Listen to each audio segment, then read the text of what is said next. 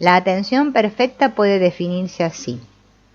Es el acto por el cual, en respuesta al ofrecimiento del mundo exterior, espero la aparición de la conciencia total y simultánea del mundo exterior y de mí mismo. Esta atención perfecta sería a la vez activa y pasiva, ya que sería la aceptación de un regalo ofrecido. Me abriría activamente a una acción venida de fuera, elegiría abrirme sin elegir a qué me abro. Pero mi atención, tal como opera en mi actitud actual, que es una oposición al no yo, así vivimos.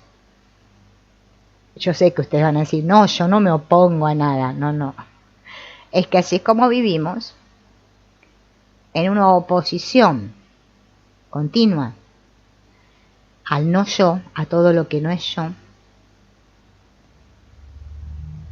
es imperfecta. Es apertura de mi periferia.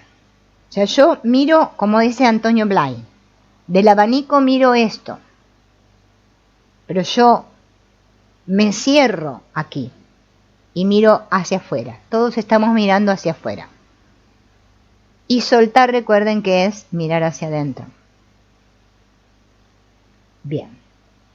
Me rehúso a esta interpretación completa del mundo exterior y de mí mismo, que podría ser la percepción perfectamente atenta. Debido a que ignoro la identidad central de los dos polos, sujeto-objeto, esta interpenetración me parece una negación recíproca. Comer, ser comido.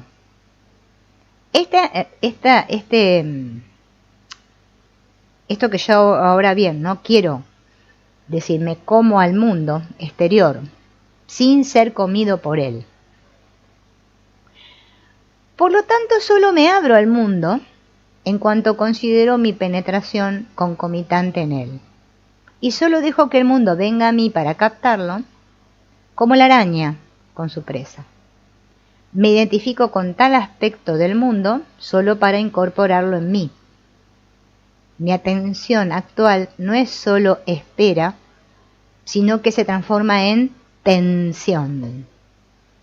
Es comparable no a una mano abierta e inmóvil, lista para recibir. Así deberíamos vivir. Sino que es una mano que se lanza y capta la presa. Con esta actitud, mi atención es parcial, ya no es total. Solo mi centro es universal y por consiguiente está en armonía con todos los aspectos del universo. Mi periferia es personal, está estructurada de manera particular, armoniza de manera selectiva con ciertos aspectos del mundo.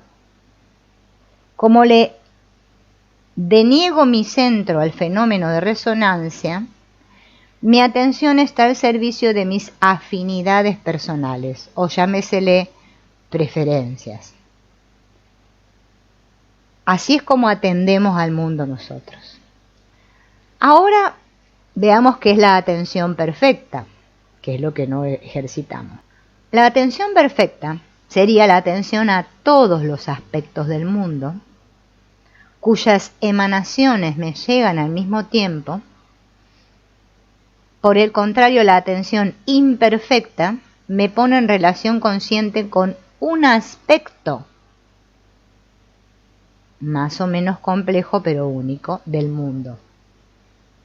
Es lo que se expresa corrientemente al decir que uno no puede prestar atención a más de una cosa a la vez. Por eso la percepción es selectiva, decimos, ¿no? Vamos a ver en qué consiste la denegación de mi centro. Es como una desobediencia, ¿no? Una denegación. Es desobedecer de manera injustificada lo que es.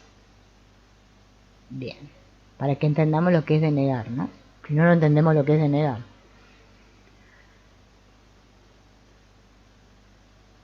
Entonces yo me cierro al mundo exterior. Eso es lo que hacemos.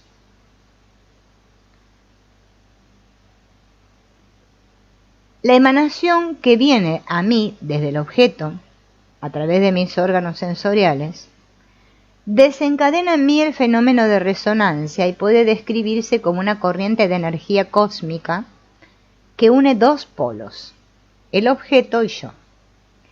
Pero es debido a nuestros centros que el objeto y yo somos dos polos. La corriente cósmica de la percepción toca necesariamente mi centro. La denegación de la que hablamos no consiste en que mi centro quede fuera del circuito, sino en que la corriente no se consuma y por el contrario sea desviada, reenviada hacia la periferia. Esa corriente desviada se consume en una imagen, aspecto parcial y periférico de mi ser que juega así, anormalmente, el papel de polo o centro. Entonces mi verdadero centro no cumple su función. Y esta función la cumple un punto excentrado, ex es para afuera, ¿verdad?, de mí. Y así sucede como yo me identifico con la imagen o con las imágenes, objetos. Esta forma de representar lo que sucede en mí durante la atención ordinaria da cuenta de dos aspectos, el de la espera y el de la tensión. La parte del circuito que une el centro del objeto a mi verdadero centro corresponde a la espera, a la apertura, a la descontracción. El final del circuito, que va de mi verdadero centro a un falso centro periférico, corresponde a la tensión, al cierre, a la contracción. Si solo sucediera la primera parte, la percepción sería iluminación. Debido a que se agrega la segunda parte, la percepción se vuelve obnubilación, falsa interpretación, velo, maya. A la segunda parte del circuito, refractada de mi verdadero centro sobre un centro ilusorio, está ligada a mi afectividad. Toda percepción consciente me afecta en mi totalidad porque la corriente cósmica que sostiene este fenómeno pasa por mi centro en lugar de consumirse en mi centro.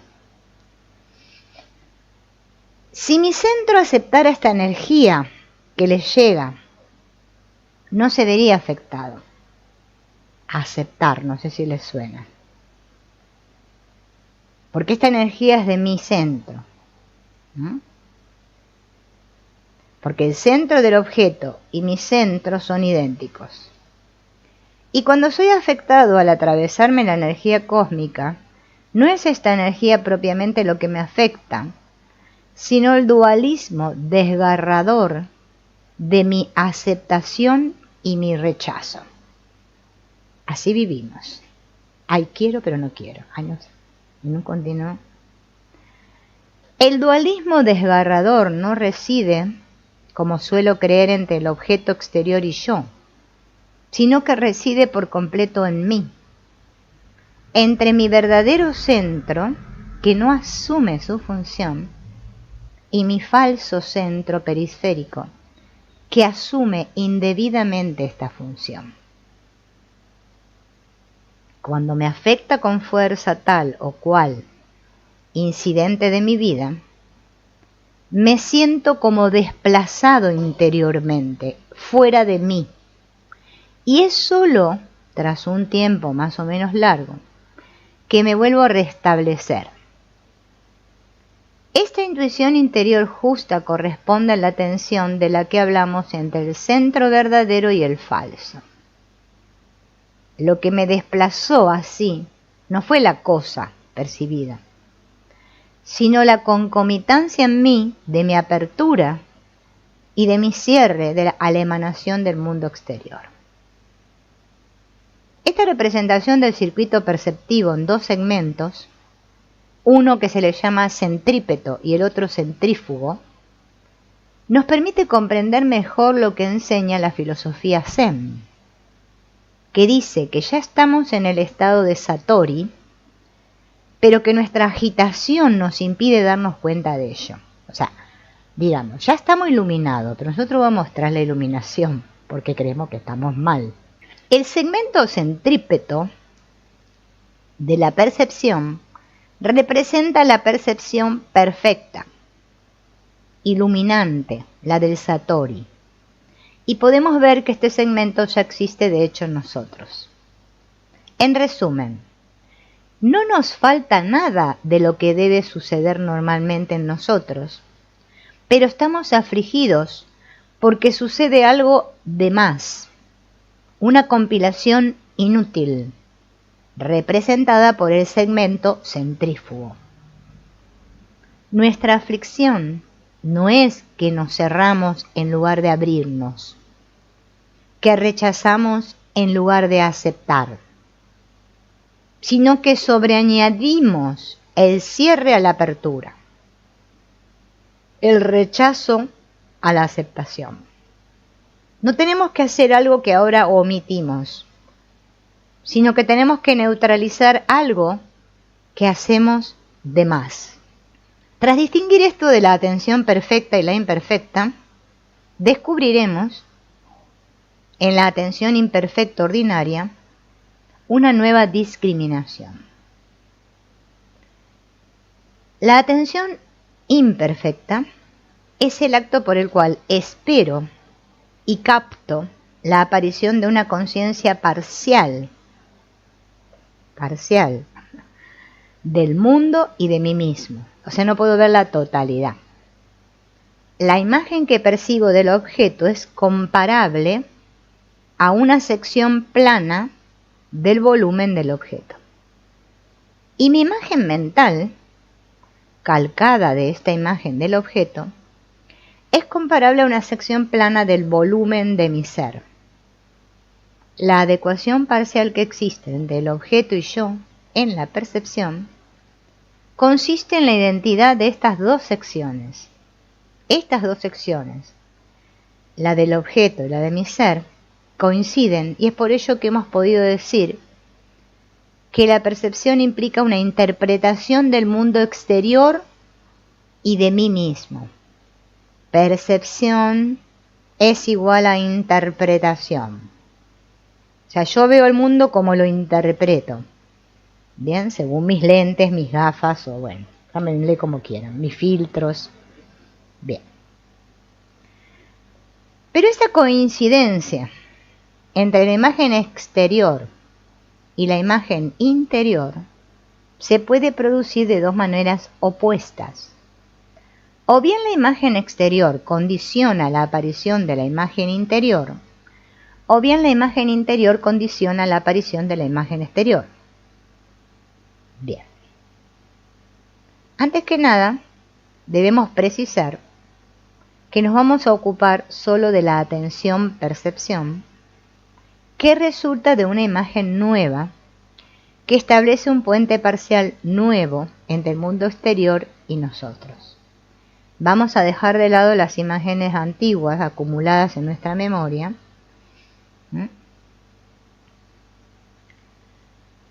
que son como trazas némicas de puentes de otrora.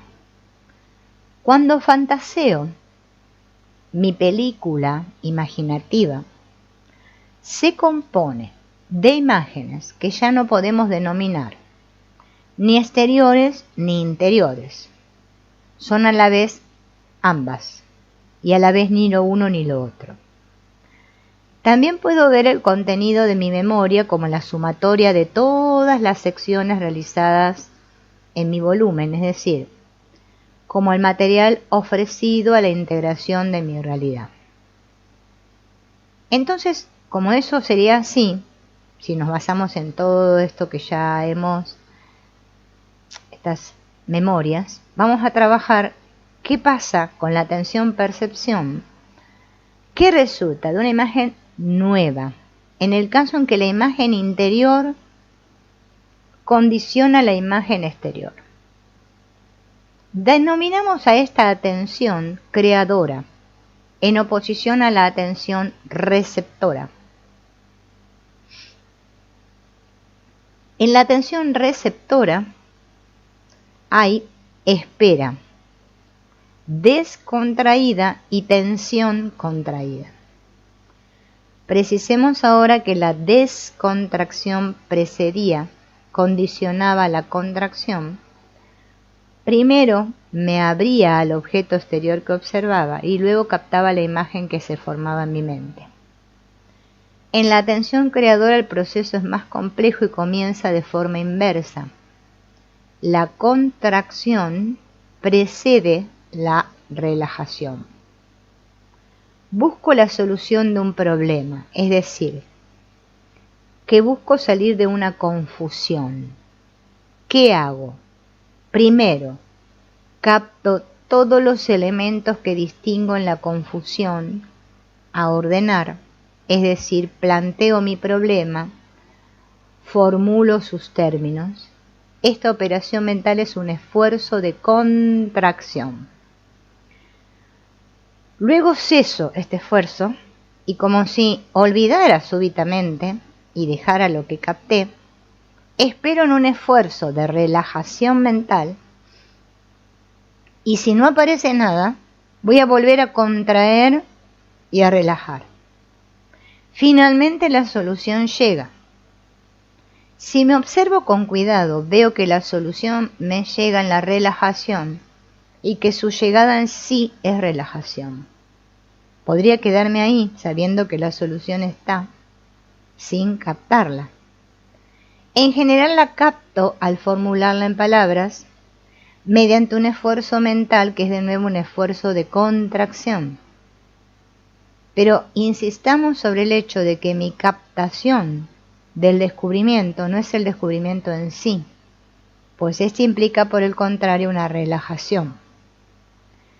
Capto mi pensamiento en palabras, en un esfuerzo de contracción, pero antes de esa captación mi pensamiento nace en la relajación y sin palabras.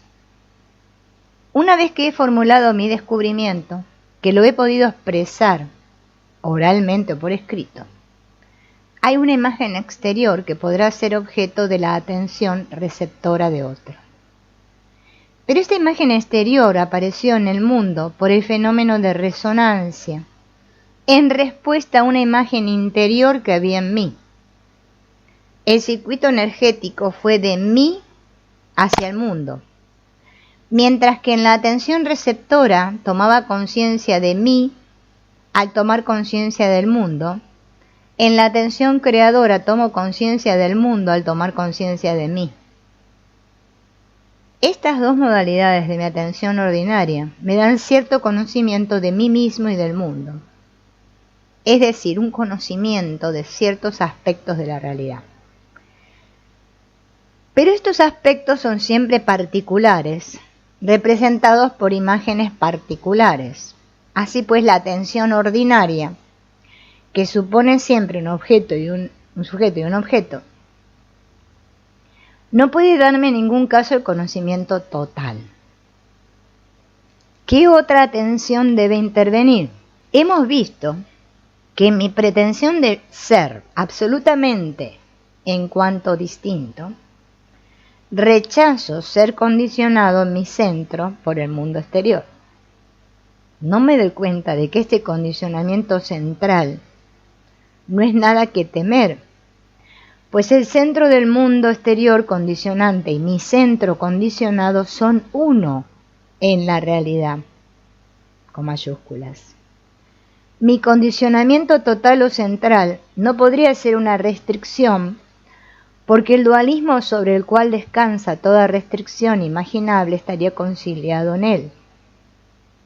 El hombre que al momento del satori suelta y se deja condicionar totalmente, percibe que la oposición yo, no yo, jamás existió, y que todo en el universo, incluido él mismo, ha sido siempre perfectamente libre. Se siente libre en la obediencia a la naturaleza de las cosas, porque el principio de esta naturaleza de las cosas es su propio principio.